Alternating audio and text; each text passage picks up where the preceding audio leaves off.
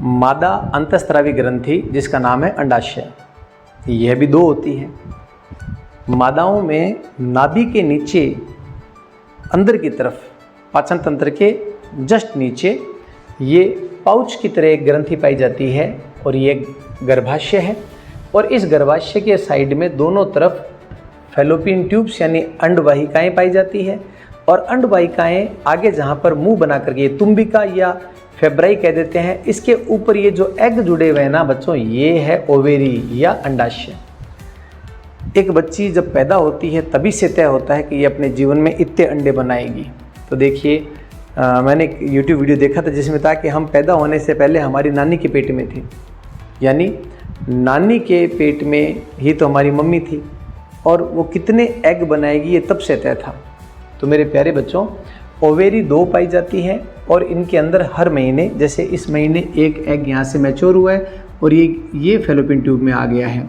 अब जब संभोग के बाद में शुक्राणु जब छोड़े गए हैं तो वो अनगिनत शुक्राणु आते हैं और ये फैलोपियन ट्यूब में जो एग है इससे शुक्राणु मिलता है और मिल करके इसको एग को फर्टिलाइज कर देता है। और ये फर्टिलाइज एग धीमी धीमी गति से आता है और यहाँ पर चिपक जाता है इसी जगह। कुछ दिनों बाद ये वृद्धि करता है, ये एक कोशिका से बहुकोशिकीय बनता है और प्लेसेंटा के द्वारा जुड़ करके एक बच्चा बन जाता है। ठीक है बच्चों, ये आगे की टॉपिक है, जब आप 11th और 12th में पढ़ोगे। अभी के स्तर में आपको इतना ही समझना है कि एक्चुअली हार्मोन क्या करते हैं। तो मेरे प्यारे बच्चों, ये ओवेरी है, ये फैलोपियन ट्यूब है, निषेचन यहाँ होता है, ये यूट्रस है, ये यूट्रस की दीवारें हैं जिसको एंडोमेट्रियम वॉल्स कह देते हैं। और इन वॉल्स पर ही बच्चा जो है वो प्लेसेंटा को इम्प्लांट करता है। प्लेसेंटा एक ऐसी संरचना है जो बच्चे की नाभि से गर्भाशय तक जुड़ी होती है, लंबी रस्सी जैसी होती है। माँ जो कुछ भी खाती है उसके रक्त में आता है और वो पोषक तत्व प्लेसेंटा के द्वारा बच्चे तक पहुँचता है। बच्चा जो कुछ भी पाचित कर रहा है उसके मल मूत्र अपशिष्ट पदार्थ प्लेसेंटा के द्वारा माँ के रक्त में आ जाते हैं और माँ उसको बाहर निकाल देती है। 9 महीने एक गर्भ में पलता हुआ फूल सा बच्चा इस तरीके से विकसित होता है। और वो कहते हैं ना बच्चों, उम्र तो माँ के पेट में ही बढ़ती है, बाहर आने के बाद तो उम्र घटती है। हम कहते हैं कि बड़ा हो गया, वास्तव में उम्र घटती है, केवल माँ के गर्भ में ही उम्र बढ़ती है। इस मुख को कहते हैं सर्वाइकल कैनाल और ये जो अंग है इसे वेजाइना कहते हैं, यानी कि योनि। इसी मार्ग से बच्चे का जन्म होता है 9 महीना पूरे होने पर। तो मोटा मोटी ये सारे अंग हैं। अब अपना सवालों पे आते हैं। अंडाशय कौन कौन से हार्मोन छोड़ता है? 2 हार्मोन छोड़ता है, प्रोजेस्टेरोन और एस्ट्रोजन। ठीक है। और वर्षण कौन सा छोड़ रहा था? टेस्टोस्टेरोन। इसी का एक नाम और है एंड्रोजन हार्मोन, नर हार्मोन है तो एंड्रोजन कह देते हैं इसको। और ये है प्रोजेस्टेरोन, एस्ट्रोजन। ये हार्मोन मादाओं में पाया जाता है। अच्छा प्यारे बच्चों, प्रोजेस्टेरोन जो है वो गर्भावस्था को कायम रखता है। प्रोजेस्टेरोन काम करता है गर्भावस्था के समय 9 महीने तक बच्चा गर्भ में बना रहे और माँ के स्तनों का विकास हो ताकि बेबी होने के बाद में माँ उसको दूध पिला सके। जबकि जो एस्ट्रोजन है ना वो एक महिला के आम दिनों के गुणों को नियंत्रित करता है। अब इनके अंदर भी 2 लक्षण होते हैं, प्राथमिक और द्वितीयक। प्राथमिक तो है एग बनना, मासिक धर्म आना, ओव्यूलेशन होना। और द्वितीयक होता है जो है वो जैसे शरीर पर बाल कम होना, आवाज़ का पतला होना, स्तनों का विकास होना, है ना। पेल्विस भाग जो है उसमें बच्चे पलने होते हैं, इस वजह से उसका तुलनात्मक रूप से बड़ा होना। तो ये सारी चीज़ें जो है ना ये एस्ट्रोजन प्रोजेस्टेरोन मिल के संभालते हैं। पर प्रोजेस्टेरोन कहाँ काम करेगा? गर्भावस्था के समय। और एस्ट्रोजन आम दिनों में मासिक धर्म आना, स्तनों का विकास करना, ये सब काम एस्ट्रोजन करता है। ठीक है बच्चों। अब थोड़ा मासिक धर्म पे बात करते हैं, ये क्या होता है। और इन दिनों हम जब छोटे थे तो मैं सही बताऊँ, हमारे तो टीचर इन पाठों को छोड़ देते थे, कन्नी काटते थे। उनको शर्म आती थी कि यार बच्चों से क्या बात करें। यद्यपि हमारा विद्यालय जो था वो पहले तो, आजकल तो क्या है कि को एजुकेशन है, लड़के लड़कियां साथ पढ़ते हैं, लेकिन हम जब पढ़ते थे तो उस समय को एजुकेशन नहीं होती थी। लड़कों की स्कूल लड़कों की थी, लड़कियों की लड़कियों की थी। उसके बावजूद हमारे पुरुष अध्यापक थे, पर उनको संकोच आता था ये समझाने में, बात करने में। मुझे ऐसा लगता है कि विज्ञान के अध्यापक को अगर विज्ञान पढ़ाने में शर्म आ रही है तो इससे शर्म की बात क्या होगी। भाई हम मनोरंजन के लिए, हंसी मजाक के लिए, छेड़ने के लिए गंदी बात नहीं कर रहे हैं। हम बच्चों को पढ़ाने के हिसाब से उनको जीवन का ज्ञान सिखा रहे हैं। अब एक बात बताइए, आप डॉक्टर के पास जाते हो और डॉक्टर को चेक करवाते हो और आप बताते हो डॉक्टर साहब मुझे तो दस्तें लग रही है, और डॉक्टर हंसेगा कोई?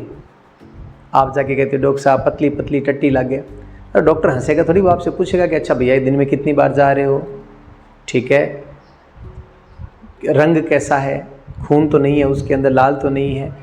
तो जब डॉक्टर नहीं हंस रहा है, वहाँ पे हम भी नहीं हंस रहे हैं, तो फिर ये जनन के पाठ जब पढ़ाते हैं तो बच्चे भी क्यों हंसे? और मैं कोशिश करता हूँ मेरे पढ़ाने की शैली में मैं तुरंत प्रभाव से एक ही बात कहता हूँ, हमारे जन्म की यही प्रक्रिया है, हम सभी इसी तरीके से पैदा हुए थे, तो अब इसमें हंसना क्या? तसल्ली से सुने और ज्ञान की बातें सीखें। सवाल है कि जुड़वा संतान कैसे, नहीं सॉरी मैं माफ़ी चाहता हूँ, अभी तक तो हम लोग मासिक धर्म को समझ रहे थे ना। देखिए एग यहाँ से रिलीज होती यहाँ आता है। अब यदि कोई महिला या लड़की सेक्सुअली एक्टिव है और शुक्राणु यहाँ पहुँचते हैं तब तो वो निषेचित होगा अंडा, और वरना नहीं पहुँचते हैं तो वो एग फूट जाता है। वो एग फूट जाता है, उस एग की उम्र ही थी लगभग 20-22 दिन की, और वो एग फूट गया। उसके फूटने के बाद में ऐसे हार्मोन रिलीज होते हैं जिसकी वजह से ये सारी की सारी दीवारें झड़ जाती है। गर्भाशय की दीवार 1 महीने के लिए बनती है, अगर बच्चा आया तो वो 9 महीने कायम रहेगी, अगर बच्चा नहीं आया तो वो अगले महीने अगली नई दीवारें बनेगी, और वो सारी दीवारें झड़ जाती है। और झड़ने के बाद में योनि के मार्ग से बहुत ज़्यादा मात्रा में पानी, कुछ रक्त, कुछ कोशिकाएं, कुछ म्यूकस और कुछ एंजाइम्स बॉडी से बाहर आते हैं। ये योनि के मार्ग से बाहर आते हैं, इसे ही कहा जाता है मेंस्ट्रुएशन साइकिल, मासिक धर्म, पीरियड्स आदि आदि।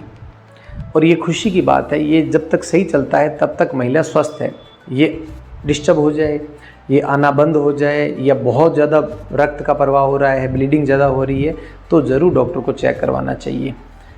अब प्यारे बच्चों, जनन स्वास्थ्य की बात करूँगा, आगे आएगा, तब तक नया टॉपिक ले लेते हैं। जुड़वा संतान कैसे पैदा होती है? देखो मेरे प्यारे बच्चों, हर महीने एक एग आता है और शुक्राणु, एक एग से एक ही शुक्राणु जुड़ेगा। यदि एग फर्टिलाइज होने के बाद में 2 भागों में टूट जाता है तो अब ये दोनों एग 2 बच्चे बनेंगे, और वो सेम, तो उनका लिंग होगा, सेम उनकी शक्ल होगी, वो 100% जुड़वा होंगे। और आपने कपिल शर्मा के शो में देखा होगा चिंकी पिंकी, इसका मुझे पता नहीं, ऐसे हमारे पास बहुत उदाहरण है। वो 100% जुड़वा है, उनकी आवाज़ में कोई अंतर नहीं है, तो वो कहलाते हैं जुड़वा।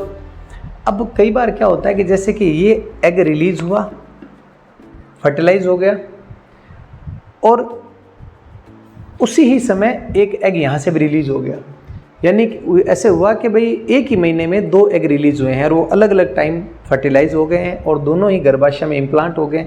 अब ये 2 बच्चे बनेंगे, और इन 2 बच्चों का लिंग अलग अलग हो सकता है, दोनों लड़के हो सकते हैं, दोनों लड़कियां, या लड़के लड़कियां भी हो सकते हैं। ये ऐसे जुड़वा बनते हैं। अच्छा, लिंग अलग है तो फिर वो बच्चे, उनके गुणधर्म अलग होंगे, आवाज़ अलग होगी, शरीर के अंग अलग होंगे, लेकिन जो रियल जुड़वा हैं, एक्चुअली 100% जुड़वा हैं, उनके लिंग भी समान होंगे।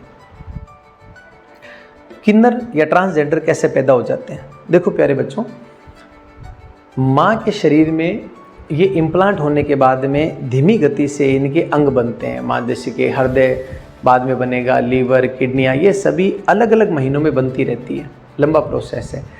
जननांग बनते समय यदि किसी कारणवश अगर जननांग प्रॉपर नहीं बने तो ऐसा बच्चा जब पैदा होता है तो वह, अगर उसके जननांग अस्पष्ट है, मतलब वो हुआ तो लड़का है लेकिन उसमें लिंग की ग्रोथ नहीं है या वर्षण नहीं है, या वो हुई तो लड़की है लेकिन उसके अंदर वेजाइना की ओपनिंग सही नहीं है, या फिर अंदर ये जो ओवेरी है वो नहीं है, तो ऐसी केस में हम लोग उनको किन्नर कह देते हैं।